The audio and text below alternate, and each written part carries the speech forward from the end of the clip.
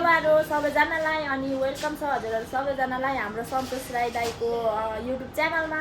अनि आज चाहिँ हाम्रो फाइनली हाम्रो चाहिँ डिस्चार्जको दिन पनि आइसकेको छ अनि आज चाहिँ हामीलाई डिस्चार्ज दिइसक्नु भएको छ। अनि हामी चाहिँ सामानहरू बटुल्दैछौँ, सबै हाम्रो सामानहरू चाहिँ यहाँ दराजबाट निकाल्दैछौँ। अनि यहाँनिर हुनुहुन्छ बिरामी अनि हाम्रो नानीहरू यहाँ छ। अब हामीलाई चाहिँ उनीहरूलाई लुगा चेन्ज गरेर लानुपर्ने हुन्छ। अनि अहिले चाहिँ हामी खाना खाएर जान आँटेको हो, त्यही भएर हामी खाना खान लागि हामी चाहिँ खाना खान जाँदैछौँ। दाई र भेना चाहिँ अगाडि नै जानुभएको छ। अनि खाना खाएर चाहिँ हामी घर जानुपर्ने हुन्छ। अनि हाम्रो चाहिँ अब के कस्तो हुन्छ, हामी कतिखेर जान्छौँ र केमा जान्छौँ, यस्तो बिरामीसँग दुईवटा नानी, त्यही पनि कसरी जान्छौँ म तपाईँहरूलाई अब भिडियो मार्फत देखाउने नै छु, हेर्दै गर्नु होला। अनि हाम्रो खाना खाने ठाउँ चाहिँ ऊ पर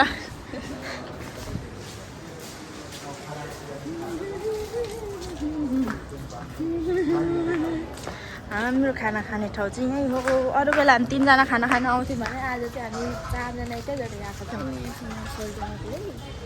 अब एकछिनमा को आउनुहुन्छ। आजको हाम्रो खानामा चाहिँ के सब्जी छ ल तपाईँहरूलाई भिडियोमा देखाउँदैछु, साथीहरू हेर्दै गर्नु होला। अनि हाम्रो यो विराटनगरको यो के चोक हो मलाई थाहै भएन क्या। यहाँ चाहिँ म यहाँनिर विराटनगर फर्स्टचोटि आएको, मलाई के थाहै छैन।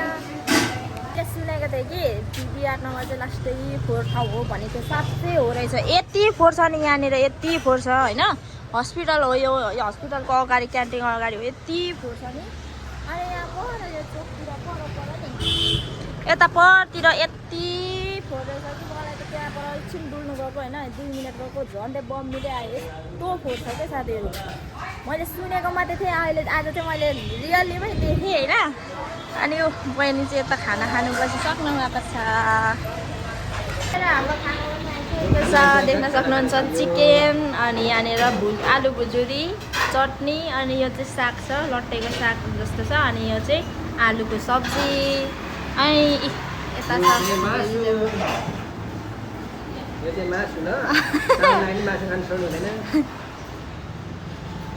अब हामी चाहिँ खाना खानु पर्ने हुन्छ साथीहरू। यहाँनिर डिस्चार्ज भइसकेको छ, अब भन्दा पनि अब डिस्चार्ज चाहिँ अब के अरे कन्फर्म भइसकेको, त्यही भएर हामी चाहिँ यहाँनिर नानीलाई दुध खुवाउन आँटेको। अनि हाम्रो सामानहरू सब पोका पारिसक्नु भएको छ सोल्टिनीले हामी खाना खाएर आउँदाखेरि चाहिँ। अनि ओ बहिनी यता अर्को नानी हेर्दै बसिरहेको छ। अब हामीले चाहिँ गाडी पनि भनिसकेको छौँ। अब एकछिनतिर हामी चाहिँ अब खाना पालो हो नि त, अनि भेरा र सोल्टिनी चाहिँ खाना खान जानुभएको छ, त्यही भएर हामी चाहिँ म चाहिँ दुध खुवाउँदै गरेको नानीलाई।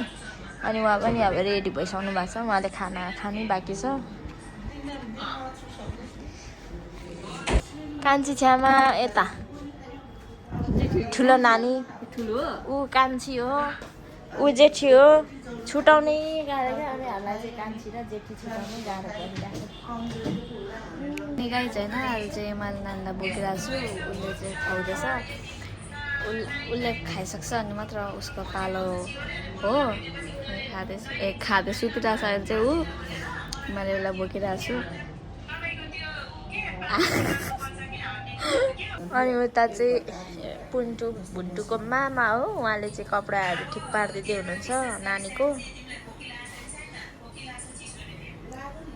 बुबु खाएको हेर न। अनि हामी चाहिँ रेडी भइसकेको छौँ। अनि अब हाम्रो चाहिँ गाडी पनि रेडी भइसकेको छ, अनि सबै सामानहरू अब सब रेडी भइसक्यो। अनि नानीहरूलाई पनि हामीले मजाले प्याक गरिसकेको छु। अनि म चाहिँ ट्याक्क रेडी हुँदैछु, यहाँनिर देख्न सक्नुहुन्छ। कस्तो देखिन्छ मलाई। आजदेखि चाहिँ हामी आफ्नै घरमा गएर आनन्दले बस्नु पाइन्छ। साथीहरू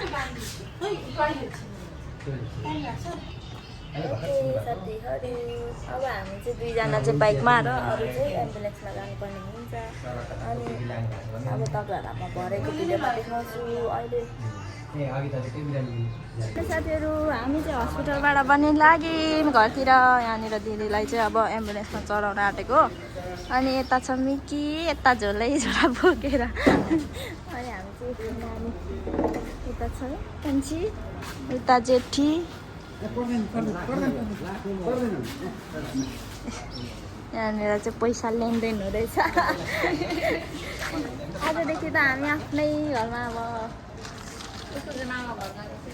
उसको त मामा घर हाम्रो चाहिँ घर तिम्रो पनि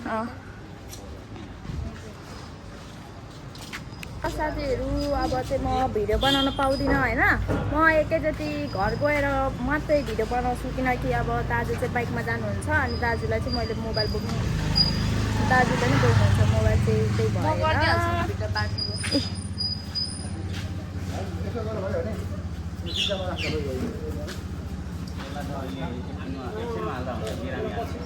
बस्तीको गाडी बिरामी गर्ने हो नि त हस्पिटल हाम्रो बिजेपी हस्पिटल मैले खासमा भन्नुपर्दा यहाँ आएकोदेखि पत्र छानेर हेरेकै छुइनँ यत्रो रहेछ सप्तकोशी हस्पिटल म जहाँ जान्छु उसले चाहिँ किन पछ्याउनु होला है उसको पाचुङ्दै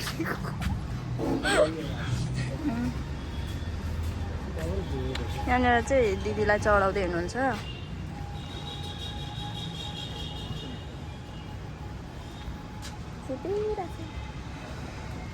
दाजुहरू अब चाहिँ घरमै भेटौँला होइन अब हामी चाहिँ यहाँबाट गाडीमा जान्छौँ दाजु चाहिँ बाइकमा आउनुहुन्छ त्यही भएर एकैचोटि घरमै भेटौँला बाई बाई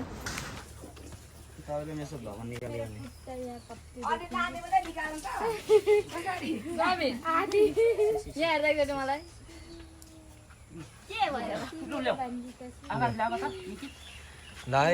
नयाँ नानीहरूलाई भित्राइँदैछ लक्ष्मी डबल लक्ष्मी अर्को लक्ष्मी हो यता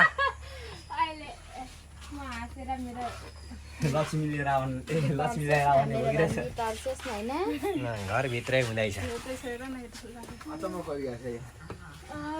म भन्दा सानो डल्लाहरू कहाँदेखि आयो भन्ने हो हो डल्ला डल्ला